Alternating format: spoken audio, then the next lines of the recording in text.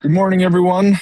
It is 10 o'clock. I think we're still missing some registrants, but I'll get started with some meeting details so that we can get everybody going this morning and on with their day.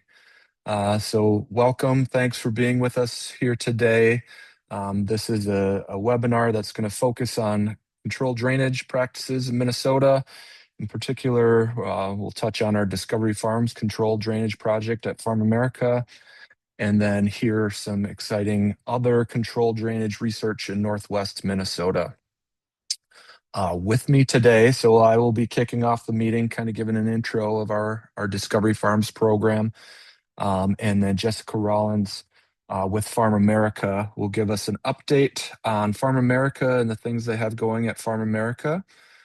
And then that'll be followed by Jeppe Kjaersgaard, who will give us an update on the Minnesota Department of Agriculture's controlled drainage project in Northwest Minnesota.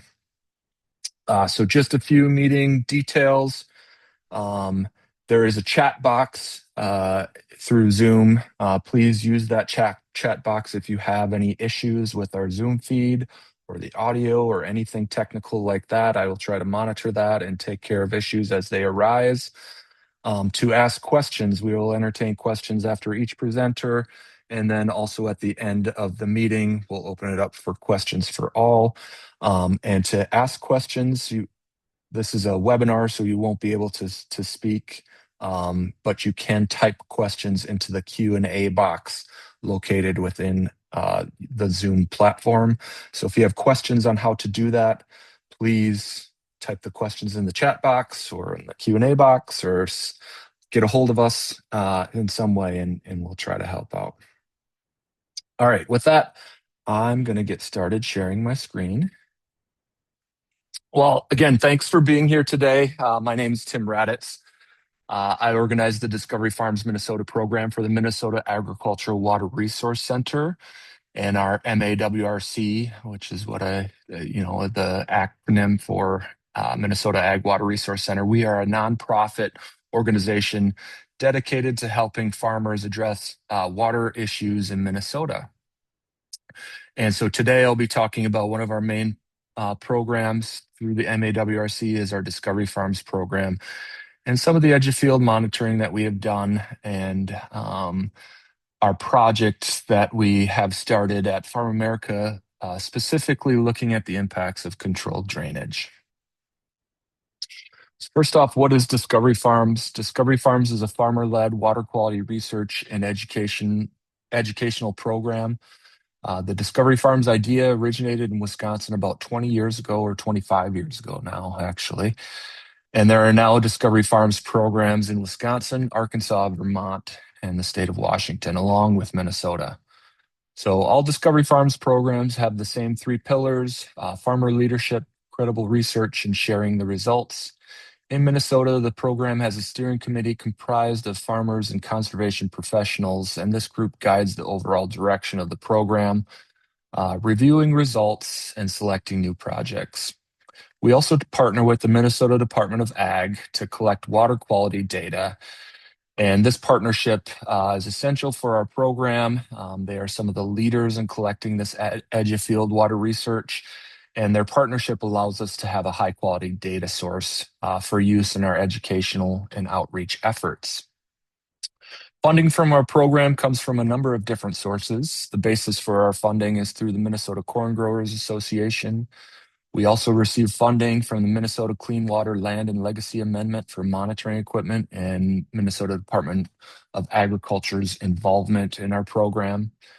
In turn, we also compete for other grants to expand our projects, and this project in particular, the funding is primarily provided by the USDA NRCS service. So what we do at Discovery Farms, we collect edge of field water quality data on real working farms across the state. We focus on surface runoff and tile drainage from the edge of field, and we are monitoring soil and weather variables, measuring the amount of water that leaves the field and sampling that water for sediment and nutrients. Our sites are automated so that we are sampling and measuring 365 days a year, which is really important for Minnesota and to get a full picture of the hydrology in Minnesota. Even though it's very challenging to monitor in winter conditions and when things are freezing and thawing, as that is the period we are in now, even though I heard some parts of Minnesota are maybe getting to 70 degrees today. Typically, March is one of those very important monitoring time periods for us where we have a lot of freezing and thawing going on and a lot of snow melt. So it is 2026, kind of a snapshot of where we're at as a program now. We have a number of retired farms and projects. Those are farms that we have collected a pile of data on, but are no longer collecting data on those sites. And the way our program began in around 2010, we began by, with the idea of getting a baseline data source of water quality metrics at the edge of fields throughout Minnesota and looking at how much water is moving and what's in that water in terms of sediment and nutrients. And so a lot of our retired farms and projects helped provide us with that base. We didn't have any specific practices that we were looking at on those farms. We wanted, and we did choose farms that were very typical for the region that they were in terms of farming practices and farming enterprises. And we wanted to canvass the state because Minnesota is a very diverse state in terms of landscapes, going from southeast Minnesota up into the northwest Red River Valley. We just see a vast difference in terms of soils and landscapes. So it's really important for us to try to collect data in all those different settings. And we've worked with a number of different farming enterprises, from dairy to corn, soybean, to hogs, to turkey, and so on and so forth. I think we've touched pretty much most of the major agricultural enterprises in the state with some of our monitoring setups. So a few years ago, maybe around 5 years ago, we kind of transitioned from this baseline data collection period where we're just trying to establish what's going on currently on real farms. And we have moved into a period of trying to establish benefits and challenges of certain practices. So looking at certain practices, and we're doing that with paired basins on single farms. And so this controlled drainage project that I'll be talking about today at Farm America is one of those approaches. We also have a really exciting cover crop project in Redwood County that's looking at the impacts of cover crops on surface runoff and tile drainage in a corn soybean rotation. But for this project, we're specifically focusing on tile drainage. So when we're looking at tile drainage, I'm sure most of you are familiar, but in agricultural settings, this is a figure that kind of displays what our tile drainage systems do. It can lower water table during the year to provide better plant and root development and increase yields, increase plant growth, and maybe reduce risk of surface runoff and soil loss. But ag fields are not the only practice that uses some sort of drainage. Drainage is a pretty hot topic in Minnesota. There are lots of land uses that use drainage. Of course, ag is one of the primary uses of subsurface tile, but we do use them for some of our road building and around houses and residential areas and such as well. So what does tile do? Just kind of a soil 101 in terms of what sort of water are tiles moving. If we think about soils in our agricultural fields, we can kind of visualize that our soil profile is made up of half solids and half pore space. You can kind of visualize it as a sponge. And that pore space can be completely filled with air if the soil is completely dry or completely filled with water if the soil is completely saturated. So anywhere in between there is typically where our agricultural crops grow the best. They don't do well when that pore space is completely filled with water, and they don't do well, obviously, when there's no water to utilize. So this figure on the right kind of depicts when our tiles are flowing. There are water water terms like saturation. When all the pore space is filled with water, you'll have gravitational water that it will move freely down the soil profile into the tile. When that gravitational water stops, so does our tile drainage. And even when the tile drainage stops, it doesn't mean there's no water in the soil. There's actually, soil has a suction factor, so it actually does hold on to a lot of water in the soil, even when the tiles aren't running. And so if we're using our basis of data that we've collected across the state with Discovery Farms, we can look at sites where we've collected surface water runoff and tile drainage at the same location, and we're monitoring the same field area relatively. So if we're doing that, and these charts show kind of an average across all the sites, I think we have 6 or 7 sites across the state where we've done surface and tile at the exact same location. And this kind of shows the contribution if we're looking at surface and tile. And what this does is kind of gives us some insight into what maybe we should be concerned with or looking at in terms of nutrient and sediment loss, whether we're dealing with surface water runoff or tile drainage. So on the top left, we're looking at combined runoff. The red bar is surface water runoff, and the blue bar is tile drainage. So on these fields where we've done both, about 3/4 of the water movement off the field has been in subsurface tile.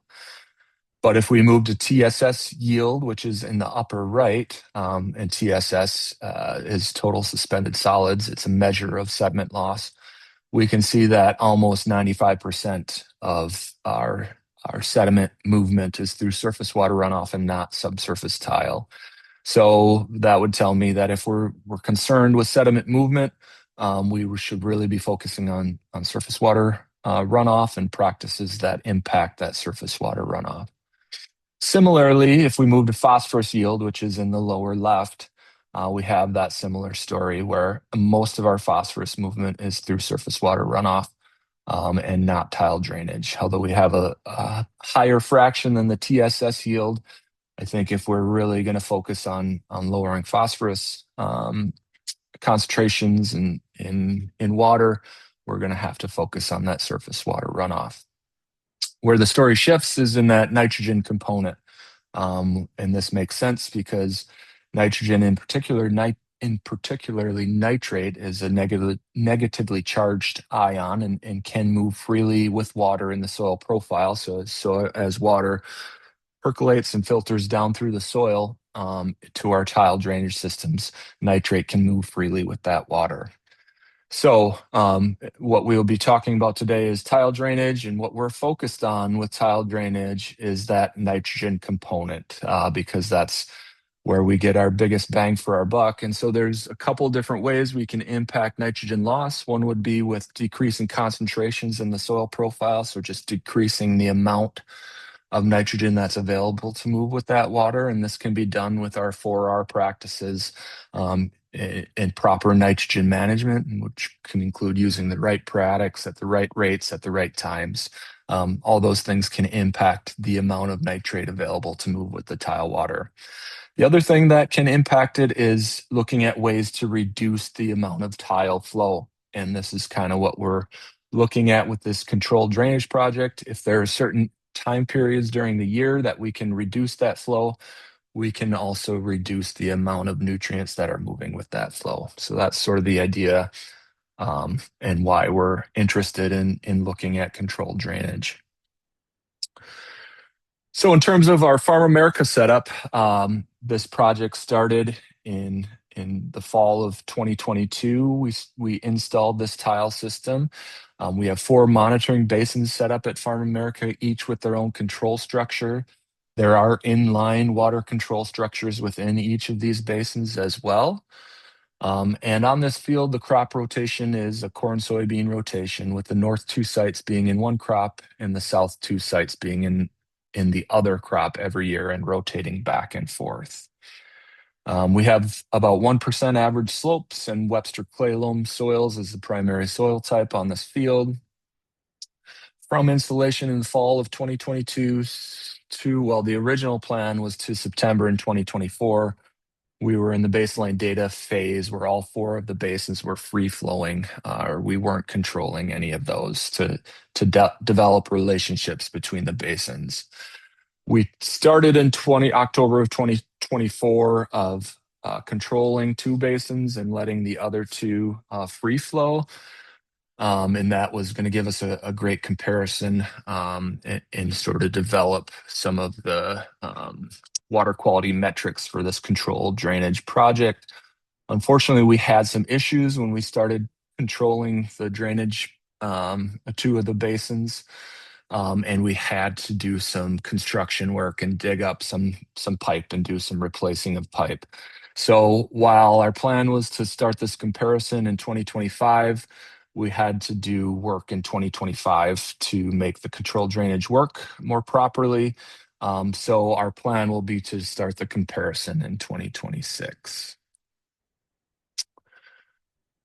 So just a graphic on what controlled drainage is. This is conventional drainage where our tile line lowers the water table to the level of the tile. And the idea with controlled drainage is we can input a control structure and modify that water table by raising and lowering the gates within that control structure.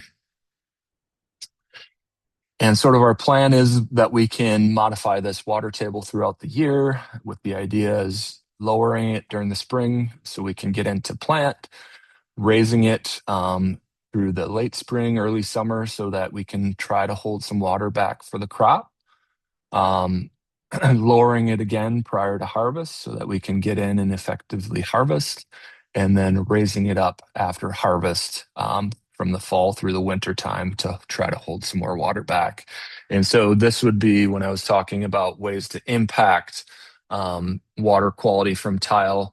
We can either reduce nitrate concentrations in our soil profile or reduce the amount of drainage. The idea with controlled drainage would be that we can hold some water back and reduce the amount of drainage, and that would impact the amount of nitrogen movement through the tile. So going forward, again, we were delayed a year, but our research plan from October 2025 moving forward, we're going to control the north basin, which is N1, and the southwest basin, which is SW on that map. And the other 2 sites will be free flowing. And so with the comparison between the pre and post implementation, we should get good results in terms of what sort of impacts this controlled drainage project will have. And so part of why we asked Jeppe to be here today is because they have a lot of data on a project similar to this, and because I didn't have much data to talk about today because of some of the issues we had in 2025, I still wanted to get some data out there on other projects with similar types of setups. And so next up, I'll stop sharing here. Actually, I can take some questions. I don't see that there's any questions at the moment. But if you think of any questions, again, use that Q&A box in our Zoom, in your Zoom program, or use the chat box if you're having any issues. But next up, and I can answer questions at the end if you come up with questions later on. But next up on our meeting agenda is Jessica Rollins, who is the Executive Director of the Farm America, and what is it? The Learning Center? Agricultural Interpretive Center. There you go. Thank you very much. It's a lot. All right. Yeah. Thank you, Jessica.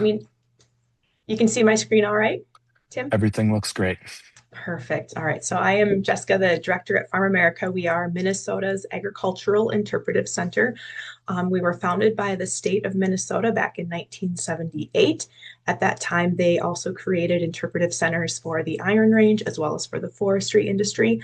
Those interpretive centers are up north, and ours is down in southern Minnesota, which makes sense as we're in the Green Seam region, the ag epicenter for agriculture here. So, we have in total 360 acres. So this map, there's a lot going on in this slide, but this map is similar to what Tim was just showing with the research happening on that west field. So when the state of Minnesota created our organization, we are a 501c3 nonprofit, and they were looking for land to make this interpretive center. And a gentleman and his wife, Roy and Marcy Luckin, raised their hand and said, we'll give you the first 40 acres, and then that was some fundraising to get some additional land. And then when he and his wife passed away, they willed us their whole farmland. So in total, we have 360 acres. About 250 of that is tillable farmland. And we have the project going on the west side there with the controlled drainage. And then Crystal Valley Co-op also helps us manage the rest of the farmland. And they use that land for lots of different research plots that they're doing. And then at the end of the season, when they have their data collected and have helped us take care of the land all year, then we do get the crop sales at the end. So if you're wondering how our organization is structured, we have a board of directors and then paid staff. But about 36% of our income is coming from grant opportunities that I write and seek out. 26% of our gross income is coming from those farmland, those crop sales, and that ebbs and flows depending on what the crop prices are, as you all are aware. 16% is earned income. So that would be from the fun events that I'll talk about in a second. And then 15% is public funding. So that's going to be, we do still receive a small appropriation from the state of Minnesota. So those are your state taxpayer dollars. And then 3 area counties also give us some, like a donation through their budget as well. So those are public dollars coming in, and then 7% is from donors. So we have this 360 acres. We have the historic trail. So when we don't have the farmland piece, this is a little kind of cartoon illustration of our 1 mile walking path that we have. So our mission is to connect Minnesotans to this evolving story of agriculture. And we're doing that through hands-on activities, partnerships, and community engagement. So one of the main things we have happening is people coming to Farm America to see what the land was like prior to European settlement. And then we just go through the timeline of 1850s settlements. We have lots of neat historic sites that have been moved in onto this property that folks can see the movement and changes of agriculture over time, with our main story of today's agriculture happening on the bottom of the screen in that red visitor center there. So since you can't be here to see how beautiful it is with me today, I just put a few pictures up on the screen of what it looks like throughout the seasons.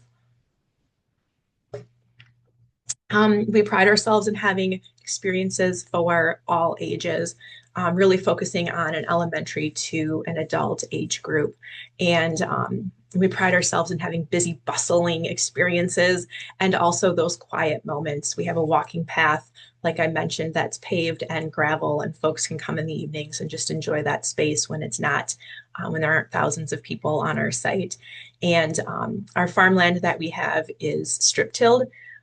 Most of the time when it can be, that is our preferred method. It's a good story to tell. It works for our farmland, doesn't work for everybody, but has been helping us improve our soil health. And we do that in partnership with Environmental Tillage Solution Systems, ETS, out of Faribault, Minnesota. So I put that picture up as well. You may or may not know, in 2024, there were 2 turkeys raised in Minnesota. And they went out to DC, got pardoned by the president, and then came back and live with us the rest of their pardoned lives. So they are still hanging out at Farm America. If you're ever in the area, come on out to see Peach and Blossom. Like all of us in their older age, we're like, don't really want to exercise anymore, right? But we still get them out for walks. They enjoy being out and about. We just got to make them get up and do it a little bit more often, which we all could probably handle doing more. So Something that's really cool, that's exciting for 2025 that we're still bringing about now in 2026 is that we had a 105% increase in our attendance in just 2 years. And that's really cool. Like we're excited about that growth. That also was a lot of work to get there. So it's really been, we're discovering that people really want an authentic farm experience. So that's part of it. They're looking to us to provide that farm experience, not just the history of what it has been and see the farm animals, but like what is happening today. And we want to be that trusted source and space for people to come have fun and also learn about what's happening on today's farms and better understand the entire supply chain system. So people want to know. We've done a really good job advertising and getting our name out there, which has helped increase our attendance. And we have a really good staff that has helped increase the programs and the opportunities that we're offering for folks. While we are the state interpretive center, we see most of our audience coming from a 70-mile radius from Farm America, depending on the type of event that we offer. So we're grabbing folks from the South Metro and the Twin Cities, depending on, again, the weather and the type of event that we're offering. And then we have field trips as well. And that's one of the things we're probably most known for the last 25 years. We've been offering field trips for third through fifth graders, and they experience the history of agriculture at our different sites, and then also the story of ag in our visitor center, the story of ag today. So you probably know us for that. We also do an agriculture career exploration day with a junior high, senior high age level to show them that no matter what their interests are, there's probably a career for them connected to the ag industry. We want them to continue to consider agriculture to fill some of those roles and not leave the state and go do other jobs somewhere. Stay here and connect with agriculture. So just some cute pictures there. Here's a whole list. Take a screenshot or check our website. We have so many fun things coming up. So in the wintertime, we are the space for the Waseca area farmers market, and that happens every other Saturday, with the exception of these two coming up back to back just to get ready for Easter. If you want to know about how you can connect with us and help somehow, we have a volunteer breakfast coming up. So free breakfast to come learn more about what we do here and ways that you could join in the fun. We offer a variety of like educational events where we know we have curriculum we want people to connect with. And then we have fun events that are just like plant bingo, where you come and play bingo and your prize is a house plant. That event's been wildly popular and has been selling out. So we have these two coming up in April. Barnyard Babies is when we welcome all of our farm animals to our 1930s farm site. A lot of them come, they're borrowed throughout the season from the neighbors, or they come and grow with us for the season and then are harvested or returned back to the homes that they came from. So that event will bring well over 1,000 people, 3 fun summer events, and then a bands by the barn where we'll bring a couple bands in. So a lot of different opportunities to connect with us at Farm America. And I'm going to jump back one just to point out that in the bottom left is a soy turf. So looking for fun ways to show visitors that we're not just using the crops in our field to feed livestock or to make fuel. There's thousands of other products that have soy. So the soy little putting green that we have at Farm America is one of the ways that we can tell that story. All right, so community engagement. We have 43 volunteers. They've given over 4,000 hours in 2025, which is also one of the reasons we were able to grow so much, because our staff is really little. We only have 7 people on staff, and 3 of those are full-time.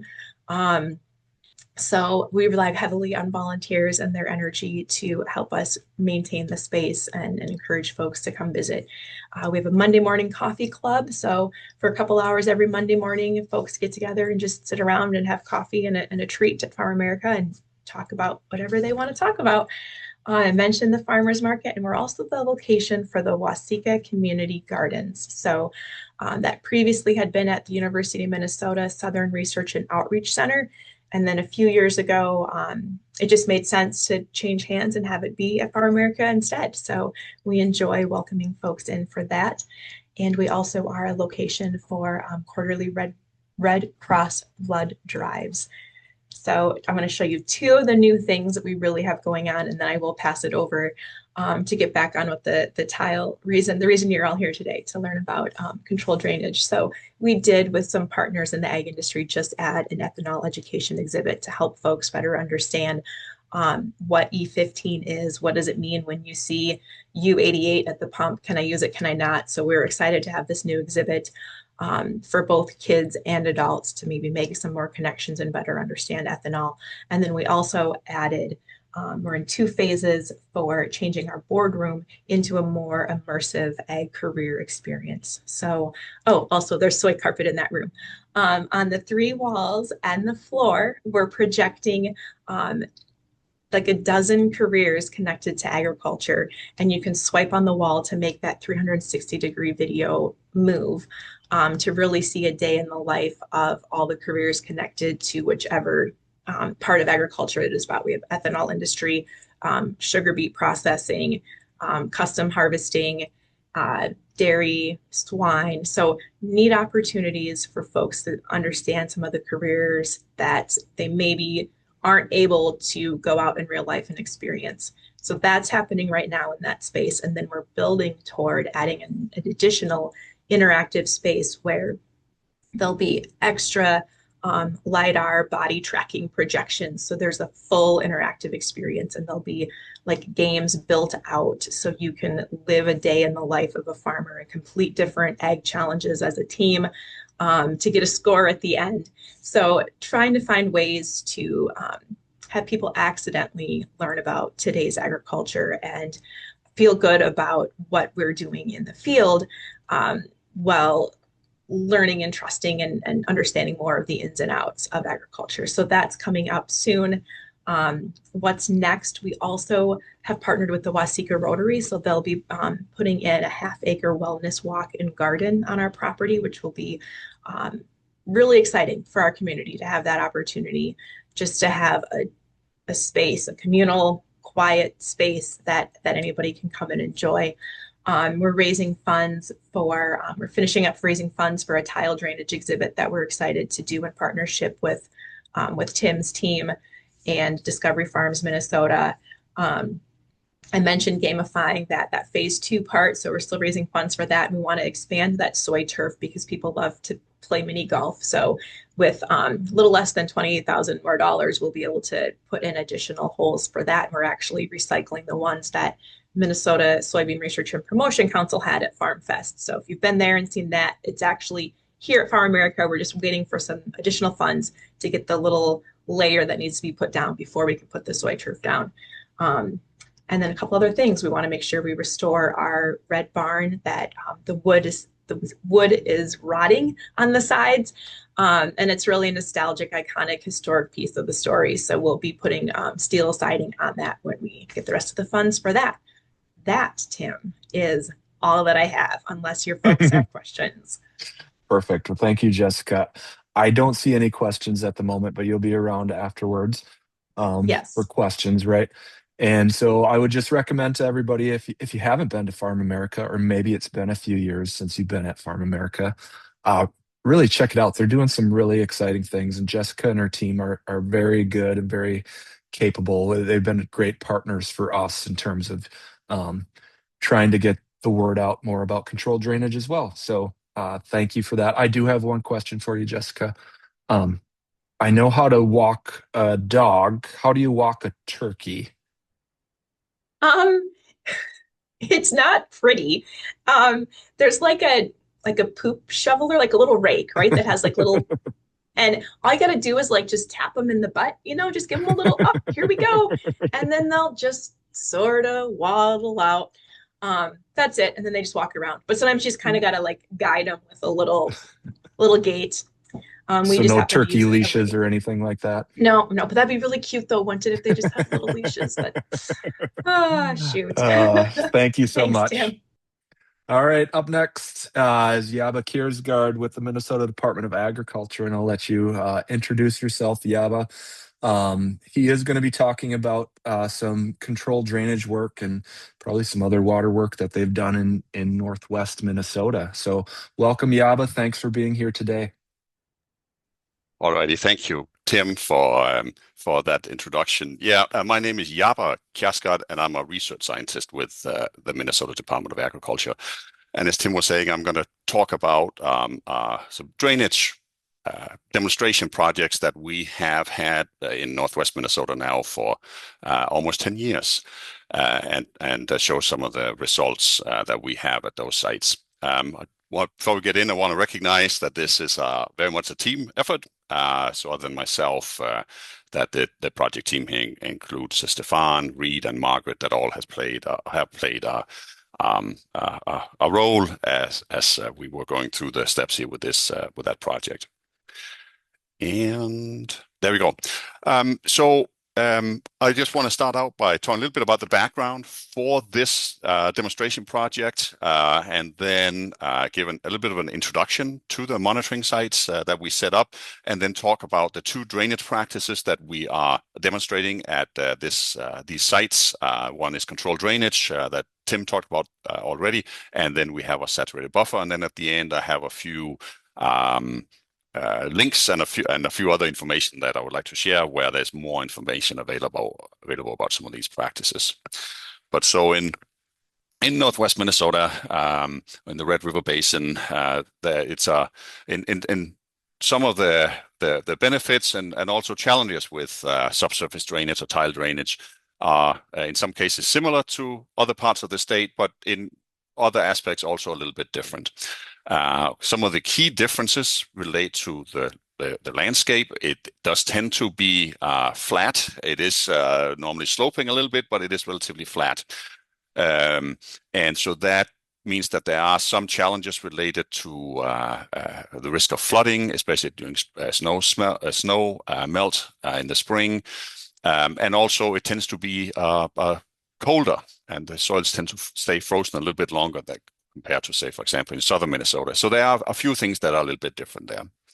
But in general, if we look at some of the benefits with subsurface drainage, if we look at agronomy, similar to other places, we certainly see, that having subsurface drainage helps with more timely field operations, certainly better crop growth, typically yield benefits.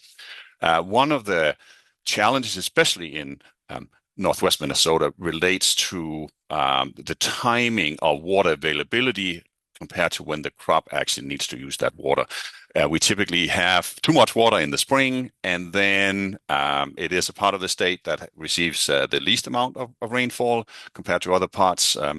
And so we often have later in the growing season, sort of towards the end of July into August, that we may run a few inches short.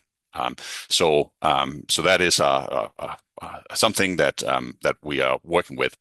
As for water quality, we typically see that putting in subsurface drainage reduces soil erosion, loss of sediment, typically reduce the loss of total phosphorus, in as much as that phosphorus, most of it is attached to sediment, and if we reduce the sediment loss, well, then we reduce the total phosphorus loss.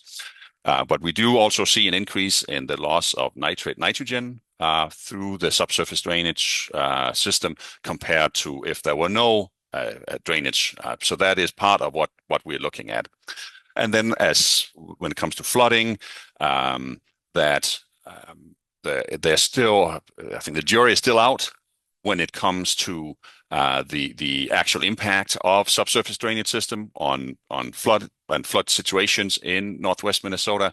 That in some cases it might accelerate it, but also in many other cases it actually might help reduce the risk of flooding. But depends on if the ground is frozen or not, the timing of when that excess moisture, the snow melt or large rainfall events occur. So it can kind of go both either way. I want to just talk a little bit about the timing issue, so it's more of an agronomic challenge, perhaps. What I'm showing here is a figure showing the amount of water that in this case, a corn crop was using, and I just pulled an example from a field over by Breckenridge here in Wilkin County. Along the x-axis on this figure is the day of the year or month of the year, And then on the y-axis over on the left is what is called daily evapotranspiration. Evapotranspiration, that is the kind of technical term for the amount of water that a crop uses. And when we talk about evapotranspiration, we talk about that in depth of inches. It's analogous to when we talk about rainfall, that we all know that, when we say, well, we received, say, 1/4 of an inch of rainfall today, we all have a sense of how much that is. That would be that if the water didn't seep into the ground, we would have 1/4 of an inch of water lying on the ground surface. Same with when we talk about crop water use, we talk about that as a depth also.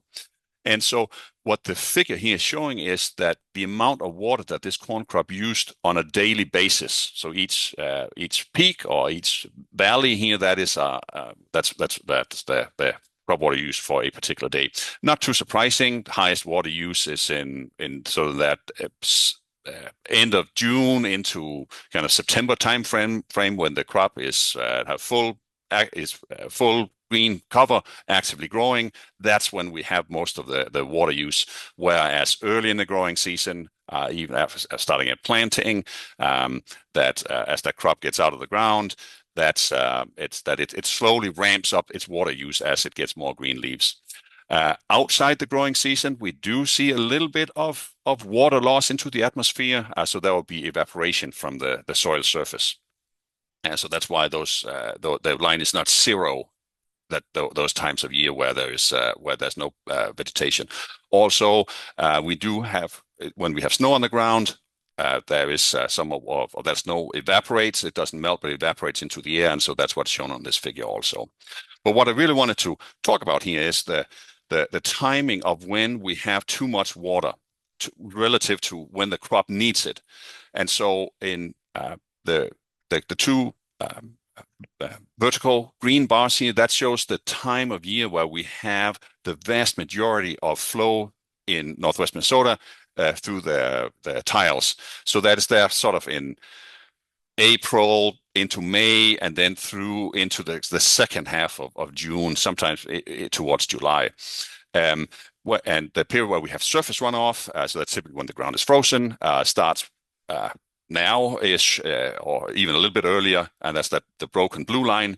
But so those are the periods where we have most excess water. But that doesn't really completely overlap with when the crop needs it. That is later in the growing season. So part of what we want to try and look at as part of this project is, well, what are the opportunities of carrying some of that excess water forward from when there's too much early in the growing season to a little bit later in the growing season where the crop needs it. When we talk about water quality, so the Northwest Minnesota, of course, Red River Basin drains to the north through the Red River, ultimately into Lake Winnipeg. Lake Winnipeg, a freshwater lake. And so there are issues with what's called eutrophication or nutrient enrichment that causes algae growth in Lake Winnipeg, as well as other freshwater lakes within the basin. That's primarily nitrogen, and since it's freshwater, it is phosphorus is an important nutrient for that as well. There's a compact between the U.S. and Canada on how much, relative to water quality, as that water moves from the U.S. and into Canada, and we do see that we exceed the amount of nutrients passing over that the international border there. So looking at ways to reduce the losses of nitrogen, but also phosphorus, is something that is part of this project also. And then a question that often comes up is, well, what are some effective practices? So what are different ways that farmers can reduce the loss of nitrogen and phosphorus? And I'm just using nitrogen as an example, using a figure here showing different practices, and then an estimate. It's from a science assessment from the recently released nutrient reduction strategy, showing the expected nitrate leaching loss reduction from different practices. Now, this might be a little hard to see. I'm just making this figure here a little bit larger. And this is a number of practices. If we start all the way over on the left, we have a list of different practices. Some relates to nitrogen fertilizer management. Others relate to cover crops. That's kind of the green bars. Then we have drainage practices, the blue ones, and then we have land use change practices, which are the, I don't know, light green ones on the bottom, perhaps. The figure itself, along the bottom, it shows the average nitrate leaching loss reduction in percent compared to if these practices were not implemented. And so there is a kind of the solid line at 0, and then there are intervals up to a little over 100% even reduction. So meaning that that's actually a assimilation of nitrogen. And I'm not going to go through all the practices here, but a longer bar coming from the left towards the right indicates a practice being more effective in reducing nitrate leaching. And so I think it's pretty clear from this figure that if we kind of look away from or exclude the land use change practices, where we're looking at actually changing the crops that are grown on the fields, or converting to pasture or prairie, which might, in like for widespread adoption, might be a challenge, that the practices that actually are most effective are some of these drainage practices, the blue ones.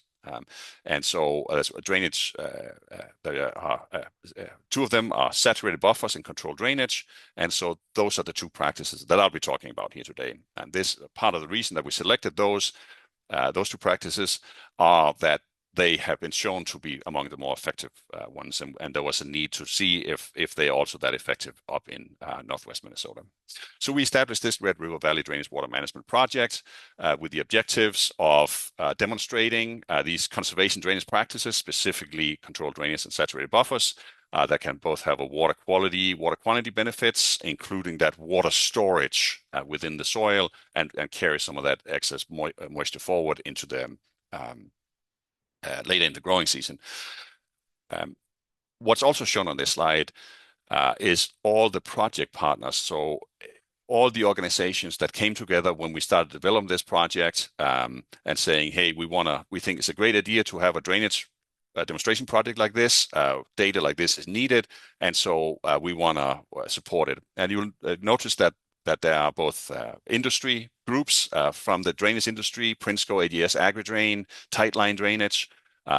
We have multiple, and Gemco pumps. We have University of Minnesota, and we have different agencies, both the USDA, MGA here at the State Department of Ag, and then the Buffalo Red Watershed District, and then the Wilkins Soil and Water Conservation Districts. And everyone list here came in and said, we want to be part of this, we want to support it. And so everyone here has put either money or in-kind contributions into the project. And I think this is a really, really great partnership with a lot of partners. The project is located in the southern part of the Red River Basin in Wilkin County, about 15 miles from Breckenridge, Minnesota, which is, again, right across the Red from Wahpeton, North Dakota. And it's located right by that red star is there, approximately in the middle of Wilkin County.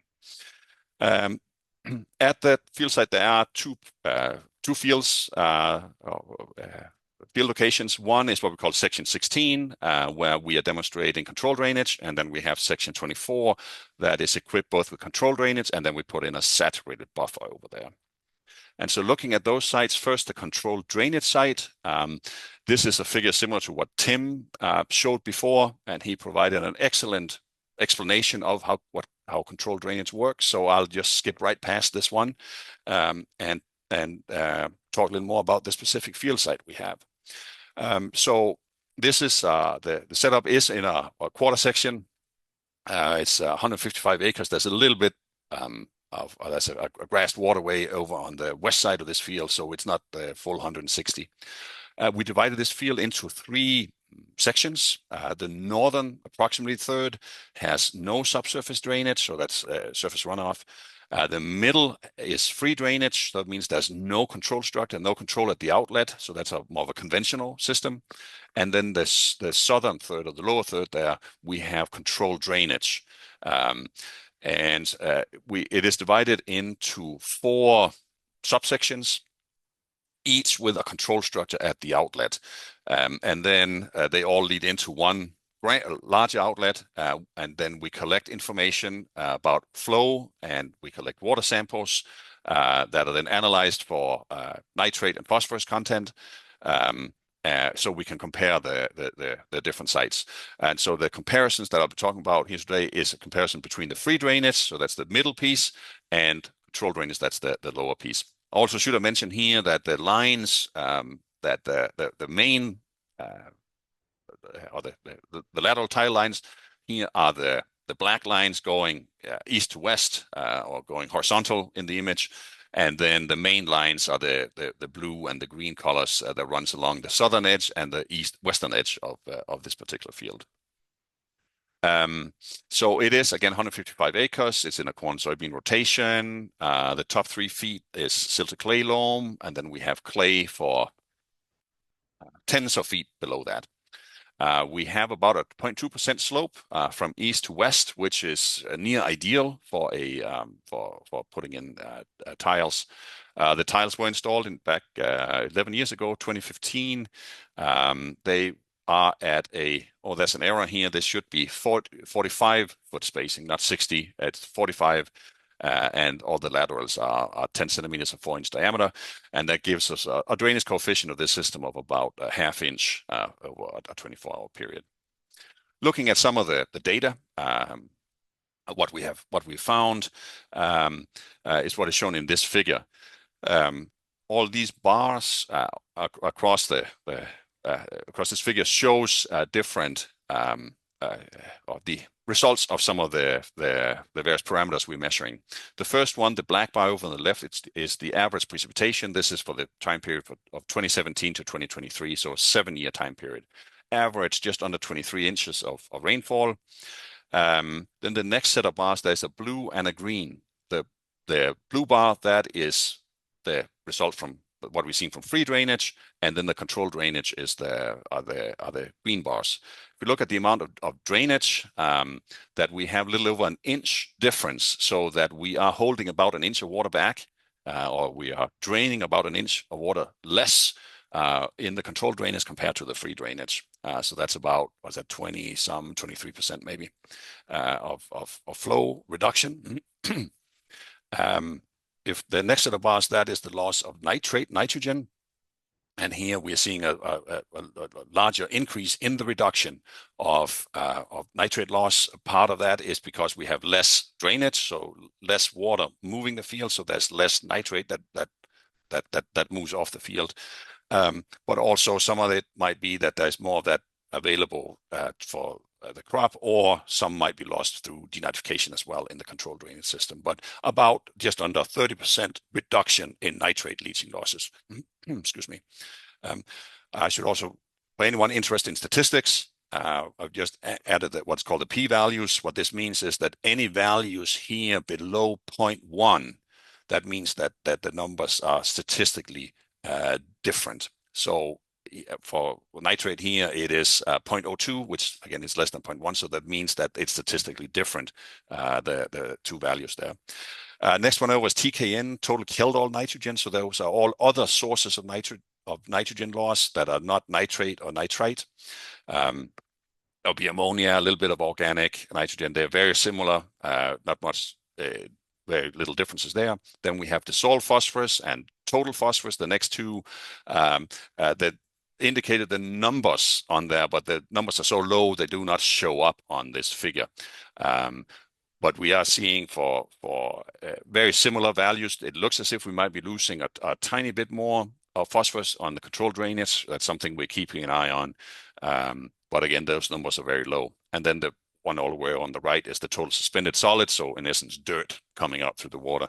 Very little difference there also, and not statistically significantly different. There, I mentioned we're also looking at a saturated buffer. That is a little bit of a different practice, primarily used to slow down the movement of water from the tile system to a stream or drainage ditch, but without reducing the drainage coefficient or drainage intensity within the field. The way, and then also to remove nitrate from that drainage water. the way it works is that if we look at the panel over there on the left first, that's more of a conventional setup where we have a main tile line coming from a field, and then it runs straight through a riparian buffer. So there will be an area along a waterway or stream that has grass or maybe somewhat trees or other vegetation on it, and then discharges the water straight into the stream. With a saturated buffer, we're putting in a diverter box on that main line that will route the water into a distribution pipe that runs parallel to the stream, so along the field edge. And that is installed at the same depth as what the tile is. And the idea is then that tile water is routed into that distribution line, moving out of the tile, and then moves down gradient through the soil towards the stream. And so as that water moves through the buffer, it takes a day, maybe a day and a half. So that means that we have a little more of a uniform release of water towards the stream, and then also if there's any nitrate that's in the water is being either taken up by the vegetation or is lost to the atmosphere through denitrification. And so just a picture here of what this particular buffer looks like. If you can kind of tell that down the middle of the image here, we have a kind of that meandering stream, and then the buffer is on the left side. In this image, we have you see where the last corn row is, and then there's about a 50-foot distance from the field and down to the stream. And so there is a distribution line installed at about 3 feet below the ground surface over there, right along the edge of that cornfield over there. Then we have installed what we call observation wells, so 8 pairs of wells in that buffer where we can collect water samples, and then as a way to see both make an estimate of how fast the water is moving through the buffer, but also collect information to see how much nitrate is left in the water as it moves down through the buffer there. So the saturated buffer, that is on that second field, 65 acres. It is in a corn-soybean rotation. It did have wheat occasionally in the past, but during the project period here since 2015, it has been corn-soybean. It's a silt loam, a fine sandy loam mix. There were surface ditches in this field. They were all smoothed out, leveled out. It has about 0.2% slope. Tiles were installed in 2015. This one has 60-foot spacing. It does have a sock on the tile, and all the laterals are 4-inch diameter, and the drains coefficient at this particular field is about 3/8 of an inch. So this is what that particular field looks like. It is divided into 3 zones, if you will. One with 1 and 2 is operated with controlled drainage. I'm not going to talk about those today. The third one is where we have the saturated buffer, so that the lines running horizontal over on zone 3, those are the lateral lines, and then the purple line, vertical line, there is the main line, and that drains into a control structure at the south end of the field, and then the turquoise lines here, that is the distribution lines from the for the water that distributes the water into the buffer there. And so if you look at as a summary of the amount of nitrate being removed by the saturated buffer by year is what is shown in this table. So the first column over on the left, that is the water year. So that's the year running from October 1st through September 30th the following year. So starting 2017 down to 2023. The next column, that's the depth of drainage from the 11 acres we had here in that zone 3. And so we had about most years between 1.5 and 2 inches of drainage. We have some years where 2020 we had almost 5 inches of water. Now, compared to southern Minnesota, these numbers do tend to be lower, but again, this is a dry environment up in northwestern Minnesota. The third column there, that is the load, or the how many pounds of nitrate nitrogen that came that was lost from those 11 acres. And so we are in that generally that 100 to low 200 pounds, again, from total from those 11 acres. Out of the next column, flow into the buffer, that is the percentage of flow of the drainage coming from the field that was routed into the buffer itself. I failed to mention that if there is more water coming from the field than what we can push through the buffer, there is a bypass mechanism. So any excess water, more than what the buffer can handle, it'll flow through the bypass and then go through the old main line straight into the stream there. And so we have some years where we are able to push almost all the water through the buffer, and then other years where it's about half. So it just depends on the flow regime a particular year. The second to last column, that is the nitrate reduction in the saturated buffer. So of the water that moves through the buffer, how much of the nitrate that was in the water is being removed. And we are seeing in the certainly upper 70s up to upper 90% reduction, which is a lot. And then the last column over there, that's the nitrate reduction if we are factoring in the water that ran through the bypass. So of the total amount of water coming in the field, those percentages are the ones that came off the field.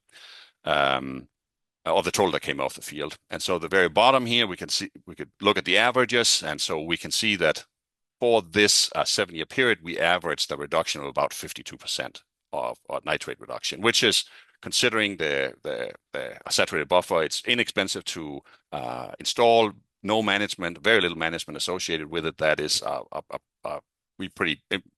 some pretty impressive numbers. So in summary, controlled drainage, we found that the site, we reduced the drainage flow by 23%, nitrate loss by 29% over the 7-year period. And we increased the grain yields, or the corn grain yields, between 2 and 10%. Soybean, this data is more noisy, so it's not as much of a yield increase there. For the saturated buffer, we found that it removed more than 52% of all the nitrogen that came off the field there through that saturated buffer. So that was just an overview of these drainage demonstration sites we have in Northwest Minnesota. Gave a little bit of a background of the sites, introduction to the monitoring sites, and then looked at the results, both the controlled drainage and the saturated buffer. And then I'll just share a few tools for conservation drainage practices if anyone is interested. So the University of Minnesota has some great drainage resources, as do NDSU. Anyone interested in building reservoirs, for example, for drainage water capture and reuse, something I did not talk about here today, but there's a great design tool called Edward at the Transforming Drainage website. Michigan State has some outstanding drainage design tools, both for controlled drainage, saturated buffers, but also for designing drainage systems. It will even estimate an ROI and a decrease in planting delays with putting in different designs of tile systems. And then SDSU has a great app here to estimate how the loss of nitrate from a particular system. More information is also available through transformingdrainage.org and the conservationdrainage.net network, which has its next annual meeting in June in East Lansing, Michigan, where, among other things, there will be a free drainage tool workshop for some of the tools that I just mentioned on the previous slide. So with that, Tim, turn it back to you. Thanks so much, Jeppe. Excellent job. I have a couple questions for you. First one being, are you planning to continue the work of this, controlled drainage and saturated buffer projects that you have going? Yeah, great question. Our current plan for this site is that now we have been collecting data for 7 years, and then for the last 3 years, 24, 25, and 26, we're running in what we call a baseline mode. To collect some baseline information that is more from a statistical standpoint. We need to collect that information. Our current plan is to end the monitoring here in 2026 at the end of the water year, so on September 30th. That's the current plan, but the site is set up and is available. So if we come up with other ideas or funding, that this site will be available to continue. The landowner, the farmer we work with, is willing to continue working with us on this site. And I excited that we are pursuing some leads with the Discovery Farms of Minnesota on possibly continuing the monitoring at the site, maybe looking at slightly different ways of managing the water. Other things we're thinking about could also be looking at, well, nutrient management practices, timing, or other things. So I think the sites are set up in a way that we can do other research. But at this point, we do not have concrete plans for what that looks like moving forward. But for the time being, the monitoring in its current form will end this year. All right, great. Lastly, I wanted to ask you on your thoughts of if you transferred this project from Northwest Minnesota to Southern Minnesota, where we typically get more precipitation and drainage, would the reduction rates hold, you think, in terms of the actual percentage reduction? Or do you think they would vary somewhat within the additional precipitation? Yeah, that's a great question too. So are you thinking a reduction in flow or reduction in nitrate loss, or both maybe? Both, yeah. Okay. Yeah.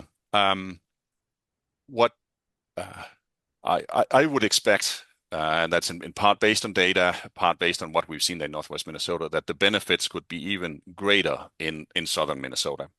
Okay. For a couple of reasons. One is that there's more water to work with than we have in Northwest Minnesota, and also everything else being equal, since there is more flow, the losses in, say, pounds of nitrate per acre can be higher in Southern Minnesota. They don't necessarily have to be, but they can be. And so given that there's more water to work with, and there's a higher range perhaps of nitrate that's of risk of being lost, I think that a well-managed system in Southern Minnesota could have even greater benefits than what we're seeing in Northwest Minnesota. And I think that Okay. that aligns pretty well with that figure I showed initially in the figure from that science assessment that tended to suggest, especially for control drainage, suggest higher nitrate loss reductions than what we've seen in Northwest Minnesota. And I think that is because of, as move further south, Southern Minnesota, or even to Iowa and Illinois, places like that, where some of that data is from, that they do see greater benefits than we see in a relative sense than we see in Northwest Minnesota. Okay. Great. Thanks for your insight on that, and thanks for the excellent presentation. Yaba, was great to hear an update on some of that data and the great work you guys are doing. With that, I'll wrap it up. We're running a little bit long. So thank you all for joining. This webinar has been recorded. And so I will post it to our MAWRC YouTube channel, and I will send out an email to all registrants probably later today once that is posted to our YouTube channel. So if people missed it or wanted to reference something that was presented upon in this webinar, you'll have that opportunity through that recording. So thank you very much. Have a great day.